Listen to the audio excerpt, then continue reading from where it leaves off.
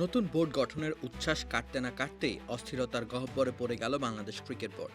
টি-20 বিশ্বকাপের মঞ্চে লিটন দাসদের না দেখতে পাওয়ার ধাক্কা যখন দেশের ক্রিকেটকে স্তব্ধ করে দিয়েছে, ঠিক তখনই বিসিবির পরিচালনা পর্ষদে ভাঙনের শুরু। গেম ডেভেলপমেন্ট বিভাগের চেয়ারম্যান ইশতিয়াক সাদেকের পদত্যাগ যেন সেই ভাঙনের প্রথম প্রকাশ্য চিহ্ন। আনুষ্ঠানিকভাবে বলা হচ্ছে তিনি সরে দাঁড়িয়েছেন ব্যক্তিগত কারণে, কিন্তু ক্লাব পাড়ার ভেতরের গল্পটা ভিন্ন। ঘনিষ্ঠ সূত্র বলছে বিশ্বকাপের মতো টুর্নামেন্টে বাংলাদেশের না থাকা, এই ব্যর্থতার দায় মাথায় নিয়ে বোর্ডে বসে থাকা ইশতিয়াক সাদেকের পক্ষে আর সম্ভব ছিল না।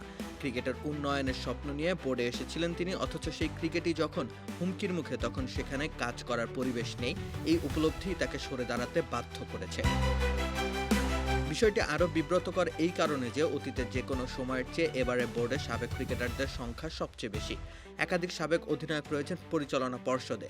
সভাপতি আমিনুল ইসলাম বুলবুল নিজেও জাতীয় দলের সাবেক অধিনায়ক, অথচ তাদের নেতৃত্বে ইতিহাসে প্রথমবার কোনো টি-20 বিশ্বকাপে বাংলাদেশের অংশগ্রহণ নেই। ম্যাজিক হার্বাল টুথপেস্ট দূর করে দুর্গন্ধ সৃষ্টিকারী দাঁতের সমস্যা। ইয়েস, দেখাও তোমার ম্যাজিক। বিশ্বকাপ ইস্যুতে বোর্ডের ভেতরে যে বিভক্তি তৈরি হয়েছিল তা নিয়ে গুঞ্জন চলছিল বেশ কিছুদিন ধরেই। বিভিন্ন পক্ষের টানাপোড়েনে কাজের পরিবেশ ভেঙে পড়তে শুরু করে, এমনকি শোনা যায় সভাপতি বুলবুল নিজেও একসময় ভিন্ন একটি পক্ষে অবস্থান নেন। পরিচালকদের দ্বন্দ্ব এতটাই চরমে পৌঁছায় যে সভাপতির সামনে বাকবিতণ্ডা হাতাহাতির পর্যায়ে চলে যায়, আর সেই পরিস্থিতি সামাল দিতে ব্যর্থ হন বুলবুল নিজেই। এর মধ্যে এক পরিচালকের বিরুদ্ধে বিপিএল ম্যাচ পাতানোর অভিযোগ ওঠে। শুরু হয় বিসিবির ইন্টিগ্রিটি ইউনিটের তদন্ত, যা দেশের ক্রিকেটে প্রায় নজিরবিহীন ঘটনা। এখানেই শেষ নয়, সাবেক অধিনায়ক থেকে শুরু করে বর্তমান জাতীয় দলের ক্রিকেটারদের নিয়ে প্রকাশ্যে আপত্তিকর ও নেতিবাচক মন্তব্য করেও স্বপদে বহাল থাকেন এক পরিচালক এম নাজমুল ইসলাম। খেলোয়াড়দের জন্য যেখানে কঠোর কোড অফ কন্ডাক্ট রয়েছে, সেখানে পরিচালকদের জন্য কার্যকর কোনো শৃঙ্খলা কাঠামো নেই। এই বাস্তবতা আবারও চোখে আঙুল দিয়ে দেখিয়ে দিল বর্তমান বোর্ড। বরং বিতর্কিত মন্তব্যের পর শাস্তির বদলে নাজমুল ইসলামকে গোপনে ফের আগের দায়িত্বে ফিরিয়ে আনা হলো। 15 জানুয়ারি তার শাস্তির দাবিতে বিপিএল বয়কটে ডাক দেয় cricketers welfare association of Bangladesh, কোয়াব।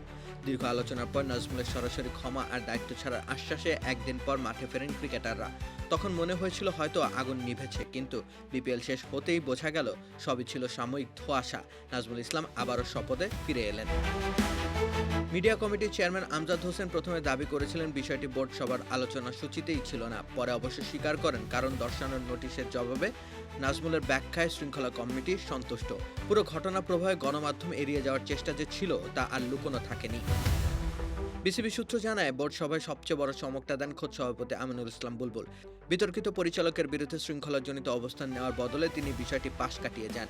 নিজের আর্থিক বিষয়ে অপর্যাপ্ত অভিজ্ঞতার কথা বলে নাজমুল ইসলামকে আবারও অর্থ কমিটির চেয়ারম্যান করার পক্ষে জোর দেন বুলবুল। নাটের গুরু কে তাহলে সেটা বুঝতে বিরাট কোনো জ্ঞানী তাই এখন না হলেও চলছে। রাকিব হোসেন রুম্মান, খেলা ৭১।